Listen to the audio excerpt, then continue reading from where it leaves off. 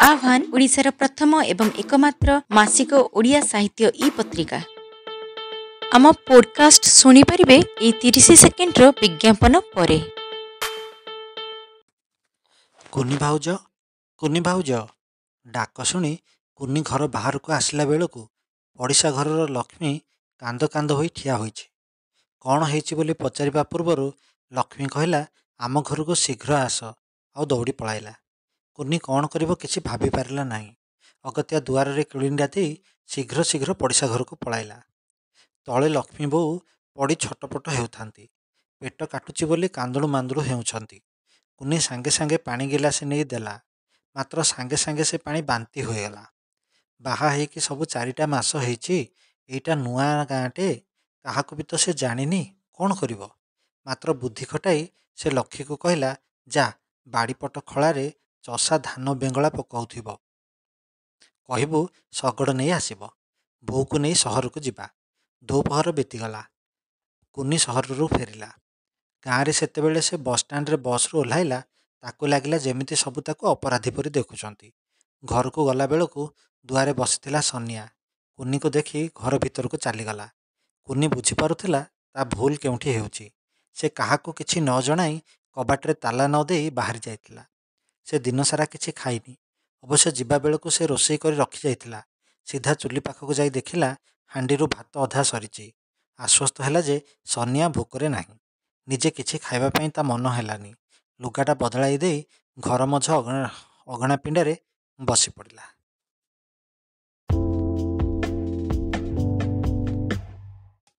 ସନିଆ କିଛି କହୁନଥିଲା।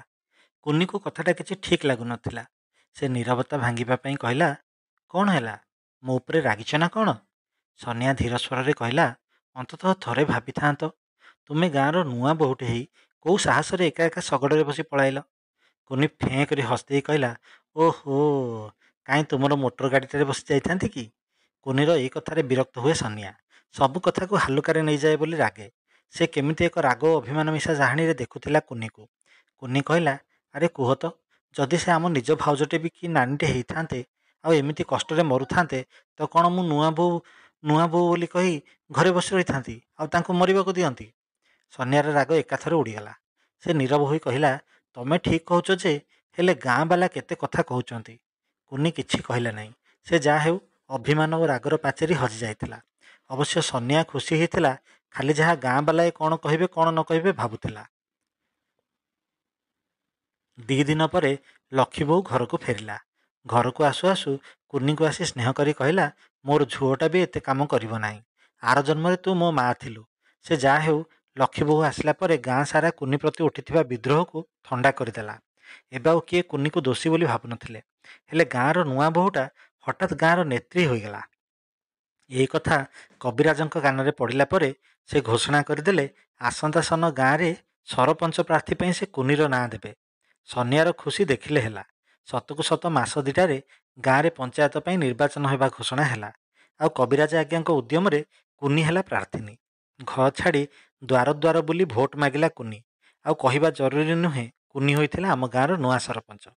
ସନିଆ ଆଜିକାଲି ଭାରି ଖୁସି ରହୁଥିଲା। ଅବଶ୍ୟ ଧାନ ଜମି କଥା ଭୁଲି ଯାଇଥିଲା।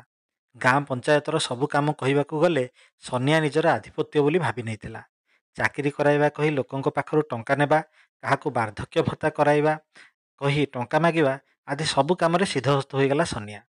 କୁନି ସବୁ ଶୁଣିଲେ ବି କିଛି କହିପାରେନି। ଯଦି କେବେ ଏହି କଥା ଉଠୁଥିଲା ତ ସନିଆ ମଦ ପିଇ ଦେଇ ଘରେ ପାଟିତୁଣ୍ଡ କରିବା ଆରମ୍ଭ କରିଦେଉଥିଲା।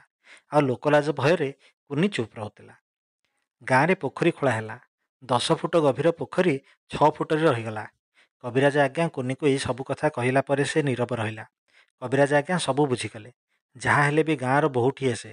ଦିନକୁ ଦିନ ସନିଆର ସନିଶ୍ଚର ଗୁଣ ଯୋଗୁଁ ଗାଁରେ ବଦନାମ ହେବା ଆରମ୍ଭ ହେଲା। କୁନି ଯେତେ ଚେଷ୍ଟା କଲେ ବି ସନିଆ ଆଉ ବଦଳିବାର ଗୁଣ ଦେଖାଇଲା ନାହିଁ। ହଠାତ୍ ଦିନେ କୁନି ଘୋଷଣା କଲା ଯେ ସେ ଆଉ ସହିବ ନାହିଁ। ଦ୍ୱିପହର ବେଳକୁ ଦେଶୀ ମହୁଲି ପକାଇ ଗାଁ ଦାଣ୍ଡରେ ଛାତି ଫୁଲାଇ ଆସୁଥିଲା ସନିଆକୁ ଗୋଡ଼େଇ ଗୋଡ଼େଇ ଥାନାବାବୁ ଧରିଲେ। ଆଉ ଜିପ୍ ପଛରେ ଛେଳି ମେଣ୍ଢାକୁ ଧରିଲା ଭଳିଆ ପକାଇ ଗାଁରୁ ବାହାରି ଚାଲିଗଲେ। ସଞ୍ଜ ବେଳକୁ ଗାଁ ଦାଣ୍ଡରେ ସବୁ ଗୁଣୁଗୁଣୁ ହେଉଥାନ୍ତି। ଦିନସାରା କୁନି ଘରୁ ବାହାରିଲା ନାହିଁ। କିଛି ଖାଇବା ତା ଗଳାରୁ ତଳକୁ ଗଡ଼ିଲା ନାହିଁ। ତେଣୁ ରୋଷେଇ ହୋଇଥିବା ଭାତ ସେଇମିତି କାକର ହୋଇ ହାଣ୍ଡିରେ ପଡ଼ିଗଲା। ସଞ୍ଜବେଳକୁ ଲକ୍ଷ୍ମୀ ବୋଉ ଆସି ଗରମ ଭାତ ଡାଲି ସହିତ ଚାଉଳ ବଟା ଦିଆ ଦେଶୀ ଆଳୁ ଭଜା ନିଜ ହାତରେ ବସି ଖୁଆଇଦେଲା। କୁନି ଲକ୍ଷ୍ମୀ ବୋଉ କାନ୍ଧରେ ମୁଣ୍ଡ ଦେଇ କାନ୍ଦୁଥିଲା। ରାତି ହେଉ ହେଉ ଥାନାବାଲା ଆଣି ସନିଆକୁ ଗାଁ ମୁଣ୍ଡରେ ପକାଇ ଦେଇ ଚାଲିଗଲେ। ଯାଉ ଯାଉ ଥାନାବାବୁ କହୁଥିଲେ, ଆଉ ଥରେ ଯଦି ତୋ ବିଷୟରେ ଖବର ମିଳିବ ବୋଇଲେ ଆଜି ଯାହା ହେଇଛି ତାହା କିଛି ନାହିଁ, ତୋ ପିଠିରେ ଗାତ ଖୋଳିଦେବୁ। 2 ଜଣ ଜୁଆନ ଟୋକା ସନିଆକୁ ଟେକି ଆଣି ତା ଘର ଆଗରେ ପକାଇଦେଲେ। କୁନି ଘରୁ ବାହାରି ଯାଇ ସନିଆକୁ ଘର ଭିତରକୁ ଟାଣି ଆଣିଲା। ଗରମ ପାଣି କରି ଦେହ ହାତ ସବୁ ପୋଛିଦେଲା। ଖାଇବାକୁ ଆଉ ଜୁ ନଥିଲା ସନିଆର। ରାତି ସାରା ଦେହ ହାତ ଚିପାଚିପି କରିଦେଲା କୁନି। ସକାଳ ପହରୁ ଆସି ଲାଗି ରହିଥିଲା। ନିଦ ଭାଙ୍ଗିଲା ବେଳକୁ ସନିଆ ନଥିଲା। ବୋଧହୁଏ ପୋଖରୀ ଆଡ଼େ ଯାଇଥିବ ଭାବି କୁନି ଶୀଘ୍ର ଶୀଘ୍ର ଚାଉଳ ବାଟି ସରି ଚକୁଳି 2ଟା ପାଇଁ ଯୋଗାଡ଼ କରୁଥିଲା। ହଠାତ୍ ଘର ବାହାରେ ଘୋ ଘୋ ଶବ୍ଦ ଶୁଣି ସେ ବି ଘରୁ ବାହାରକୁ ବାହାରିଲା ବେଳକୁ ସନିଆ ସକାଳୁ ସକାଳୁ ମଦ ପିଇ ଦେଇ ଦୁଆର ମୁହଁରେ ଠିଆ ହୋଇ ପାଟି କରୁଥିଲା। ଆଉ ଗାଁ ଲୋକ ସବୁ ଠିଆ ହୋଇ ତା ବିକାର ଦେଖୁଥିଲେ। କୁନି ସନିଆର ହାତ ଟାଣି ଘର ଭିତରକୁ ଆଣୁଥିଲା। ସନିଆ ହାତ ଛାଟି ଦେଇ ବାହାରେ ରହିଗଲା ଆଉ ଜୋର ଗଳାରେ ଚିତ୍କାର କରି କୁନିକୁ ଗାଳି କରିବାକୁ ଲାଗିଲା। ପଛରେ ଠିଆ ହୋଇଥିବା ବୁଢ଼ା ମହାରଣା ନିଜ ଶକ୍ତ ହାତରେ ସନିଆ ଗାଲରେ ଗୋଟେ ବ୍ରହ୍ମଚାପୁଡ଼ା ଯେମିତି ଦେଇଛି ସେ ମଲା କୁକୁଡ଼ା ଭଳିଆ ତଳେ ପଡ଼ି ଛଟପଟ ହୋଇ ହୋଇ ଶୋଇପଡ଼ିଲା। ଦ୍ୱିପହର ବେଳକୁ କୋଠଘର ଦୁଆରେ କବିରାଜ ଆଜ୍ଞା ସଭା ଡାକିଲେ। ଗାଁ ଲୋକଙ୍କ ଆଗରେ ସବୁ କଥା ରଖିଲେ। ଆଶ୍ଚର୍ଯ୍ୟଜନକ ଭାବେ ସମସ୍ତେ କୁନିକୁ ସାହା ହେଲେ ସିନା ସନିଆ କଥା କେହି ତୁଣ୍ଡରେ ଧରିଲେ ନାହିଁ। ସନିଆ ନିଶାରେ ଥାଇ ଖାଲି ଚିତ୍କାର କରୁଥିଲା, ହେଲେ କେହି ତା କଥାକୁ ଶୁଣିଲେ ନାହିଁ। ସଭା ମଧ୍ୟରୁ ଉଠି ଢଳି ଢଳି କୁଆଡ଼େ ଚାଲିଗଲା। ସଞ୍ଜ ବେଳକୁ କୁନିର ବାପା ମା ଆସି ଗାଁରେ ପହଞ୍ଚିଲେ। ଏତେ ସବୁ ଘଟଣା ଘଟିଗଲା, ହେଲେ ଝିଅ ତାଙ୍କୁ କିଛି ଖବର ଦେଇନି ବୋଲି ଦୁଃଖ କଲେ। କୁନି ବୋଉ କହୁଥିଲେ, ସେ ସରପଞ୍ଚ ପଦ ଛାଡ଼ିଦେ। କ'ଣ ହବ, ନିଜର ସଂସାର ଛାରଖାର ହେଲା ବେଳକୁ ଗାଁକୁ ଉଦ୍ଧାର କରିବାକୁ କାହିଁକି ଯାଉଛୁ? ହେଲେ କୁନି ବାପା ଝିଅକୁ ସାହସ ଦେଇ କହିଲେ, ଯାହା ସେ ଠିକ୍ ଭାବୁଛି ସେ କରିବ। ଆଉ ଆମ ଝିଅ ତ କିଛି ଖରାପ କାମ କରୁନି। ଶାଶୁ ଶ୍ୱଶୁରଙ୍କୁ ଡାକି ଆଣିଥିବା ସନିଆ ସେମାନଙ୍କ ବଦଳା ସ୍ୱରୂପ ଦେଖି ଆହୁରି ଅଧିକ ବିରକ୍ତ ହୋଇ କାଠ ଫାଳିଆଟିଏ ଧରି କୁନିକୁ ମାରିବାକୁ ଉଦ୍ୟତ ହେଉଥିବା ବେଳେ ଅଗଣାରେ ଥିବା ଶିଉଳିରେ ପାଦ ଖସି ପଡ଼ିଗଲା। ମୁଣ୍ଡ ଫାଟି ଝରଝର ରକ୍ତ ବହିଗଲା।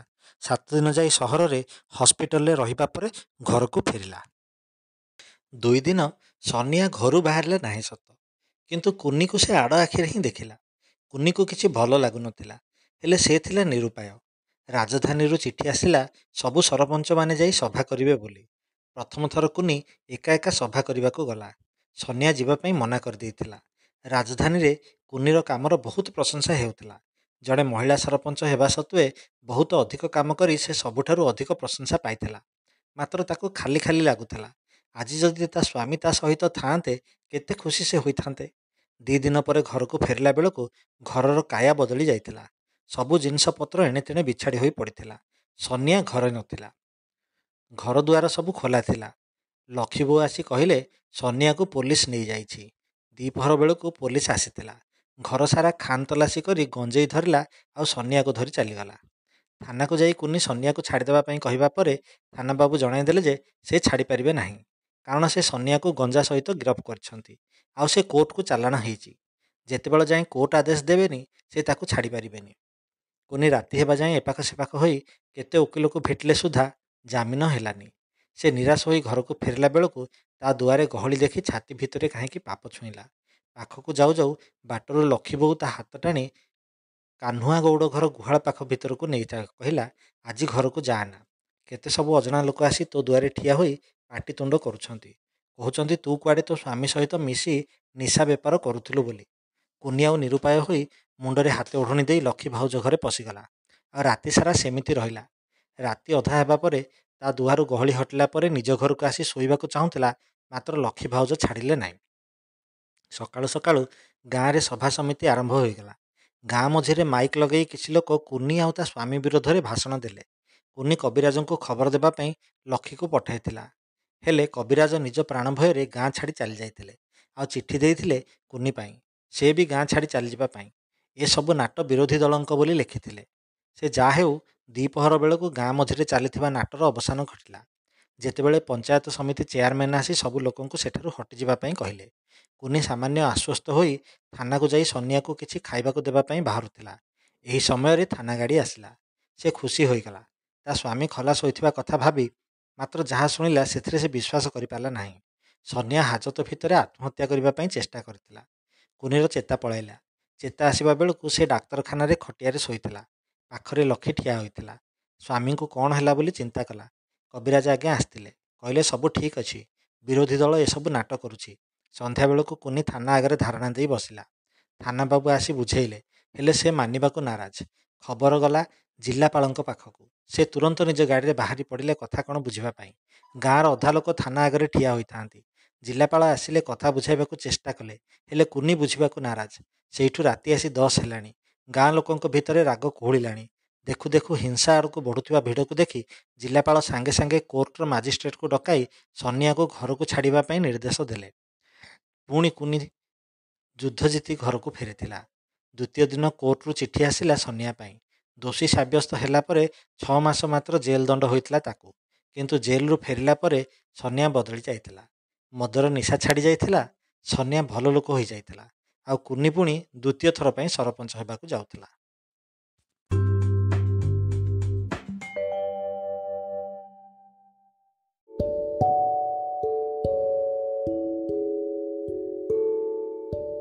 ଯଦି ଆପଣଙ୍କୁ ଆମର ଏହି ଉପସ୍ଥାପନା ଭଲ ଲାଗେ ତାହେଲେ ଆମ ଚ୍ୟାନେଲକୁ ସବସ୍କ୍ରାଇବ୍ କରନ୍ତୁ ଏବଂ ଏହି ଚ୍ୟାନେଲରେ ପ୍ରସାରିତ ହେଉଥିବା ସମସ୍ତ ପଡ଼କାଷ୍ଟକୁ ନିଜ ବନ୍ଧୁମାନଙ୍କ ସହ ସେୟାର କରନ୍ତୁ।